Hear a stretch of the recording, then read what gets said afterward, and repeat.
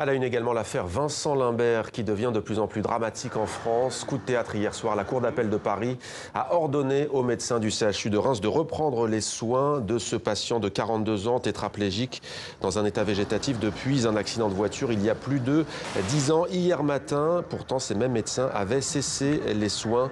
Avec nous pour en parler, Jean-Luc Romero-Michel, bonsoir. Soyez le bienvenu sur TV5 Monde. Vous êtes le président de l'association pour le droit à mourir dans la dignité. Les soins ont donc repris ce matin. Quel est le mot qui vous vient à l'esprit après ce nouveau rebondissement? Beaucoup de tristesse pour Vincent Limbert, parce qu'on oublie qu'il y a cet homme qui, depuis maintenant 11 ans, est dans cette situation et n'est même pas au courant qu'il y a autour de lui toute une polémique dans ce pays. Et je crois qu'on l'oublie un peu. Un manque de pudeur de certains dans cette affaire. Moi, je trouve qu'il y a beaucoup de dignité chez l'épouse qui préfère ne pas s'exprimer. Et je crois qu'elle a raison. Mais en tout cas, cette affaire, elle nous montre, parce qu'il faudra en tirer des conclusions. Après, d'abord, elle nous montre que la loi Leonetti ne fonctionne pas. Enfin, les trois lois Leonetti. Le premier exemple, c'est celui de la décision.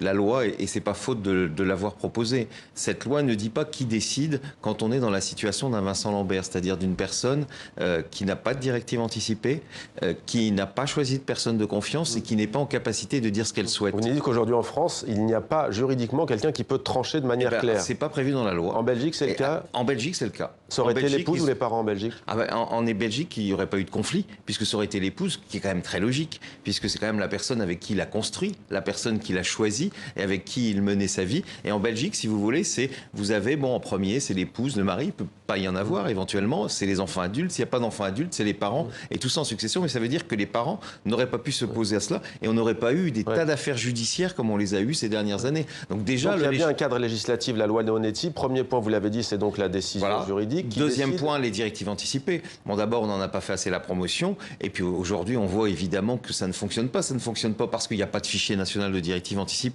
Ça devait être fait, ça n'a toujours pas été fait, et parce qu'elles ne sont pas opposables. Elles sont juste contraignantes. Ça veut dire que vous pouvez en écrire, mais le médecin peut estimer qu'elles sont manifestement inappropriées. Si on veut inciter les gens à en écrire plus, il faut évidemment qu'elles soient opposables, comme c'est le cas en Belgique, comme c'est le cas aux Pays-Bas, comme c'est le cas au Canada.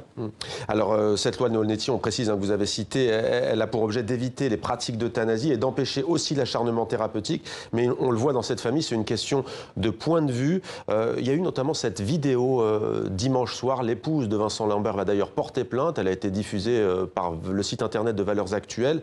Pour les parents, c'est une preuve qui réagit, puisque le patient serait ému, réagirait. Quel est votre avis à ce sujet? Vous vous rendez compte, si vous étiez dans le coma, qu'on vienne prendre, vous filmer et puis mettre ça sur tous les réseaux sociaux, comme ils l'ont fait déjà à plusieurs reprises, alors qu'on sait qu'il a des réflexes, des réactions, qu'il peut ouvrir les yeux, on sait dans ce cadre de ce coma-là. Et je trouve que c'est terrible, il est totalement instrumentalisé dans cette affaire. Et je vous dis, moi j'ai plus trop envie de m'exprimer sur l'affaire, parce qu'elle est trop horrible, cette famille qui se déchire, et ce Vincent Limbert qui est utilisé. Mais je vous dis, ça, en tout cas, ça nous explique toutes les lacunes de la loi. Je vous en ai donné deux, mais il y en a quand même une troisième qui fait peur aux gens. Vous savez, on a beaucoup parlé de ce qui aurait dû arriver si la sédation avait continué. Ça aurait pu durer plusieurs jours.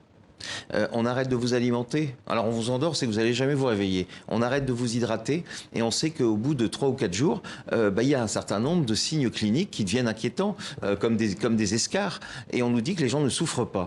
Et on voit bien, c'est ça aussi qui fait peur aux Français, cette loi, parce qu'il ne faut pas être caricatural. Par exemple en Belgique, je crois qu'à peu près 10% des morts le sont par sédation terminale, mais des sédations qui sont courtes, qui durent quelques heures, un jour, 24 heures, tandis que chez nous, ça peut durer 3 semaines. Imaginez-vous, 3 semaines. Ce qui n'est pas mourir dans la dignité, selon votre association. Quel est le problème en France? On a le sentiment, quelle que soit la législation qui viendra sans doute un jour, on a le sentiment qu'il y a un tabou autour de cette question de la fin de vie, ce qui n'est pas le cas en Belgique, ce qui n'est pas le cas au Canada. Ce sont pourtant des pays qui ont les mêmes traditions, la même culture judéo-chrétienne. Que se passe-t-il en France? En Suisse aussi, on pourrait dire. La Suisse également. Vous savez, sur les questions de société, regardez, globalement, on a un mal fou à avancer. On dit qu'on est le pays des Lumières. Rappelez-vous le mariage pour tous, comment il est passé en Belgique. Belgique, comment il est passé au Canada, comment il est passé aux Pays-Bas, comment il est passé au Luxembourg. Chez nous, on sent qu'il y a quand même des conservatismes, notamment chez les dirigeants. Parce que vous regardez sur cette question-là, on dit que les Français, mais ils sont souvent bien en avance sur plein de choses. Moi, je vais vous prendre un sondage qui est un peu plus ancien, parce que le dernier donne des chiffres tellement incroyables. C'est celui qui a fait la Croix. Hein, comme ça, il n'y a pas de doute, la Croix est contre l'euthanasie. 89% des Français sont favorables à l'euthanasie et ou au suicide assisté. Et même 72% des catholiques pratiquants. Donc on voit qu'aujourd'hui, on a une espèce d'unanimité. Parce que les gens, ils ne sont pas des militants de l'euthanasie. Comme moi, je ne suis pas militant, ils sont des militants de la liberté. Mais ils sont dans le doute et ils veulent avoir le choix en fin de vie. Et ils savent qu'aujourd'hui, ils n'ont pas le choix. Qu'on ne met pas d'ailleurs les moyens qu'il faut. Regardez même les soins palliatifs, vous n'êtes pas sûr de pouvoir y accéder. Mais ils savent aussi que si les soins palliatifs vont combler 96% des situations, eh bien, il y a des dizaines de milliers de personnes qui, elles, ont des souffrances qu'on ne peut pas soulager et qui veulent pouvoir dire à un moment stop et partir, entourés de l'amour des leurs. Jean-Luc Romero, la classe politique est divisée. Vous avez vous-même été homme politique. Emmanuel Macron dit qu'il ne veut pas s'immiscer dans cette question. Il a raison, le président français, d'ailleurs, de ne pas vouloir s'en mêler. Sur l'affaire présente, il a eu raison, parce qu'hier, il a dit c'est la justice, c'est voilà, les experts médicaux qui nous ont dit qu'il y avait de la vaccination déraisonnable. Bien sûr qu'il a raison. Par contre, dans les semaines qui viennent, laissons un peu calmer les choses. Il faut quand même se pencher sur ces lois qui ne fonctionnent pas. On a eu 3 lois Leonetti en 13 ans.